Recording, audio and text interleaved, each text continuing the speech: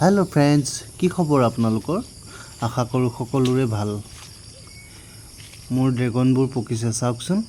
कि धुनियाকৈ पकिसे मैं आज ছিগিব আহিছোঁ ছিগিব আহোঁতে ভাবিলোঁ ভিডিও এটা কৰোঁ তো এইখিনি কটাৰ আগতে এইবিলাক ভিডিও কৰিছোঁ মোক বহুতে সুধি থাকে ড্ৰেগন ফ্ৰুট কেনেকৈ পকে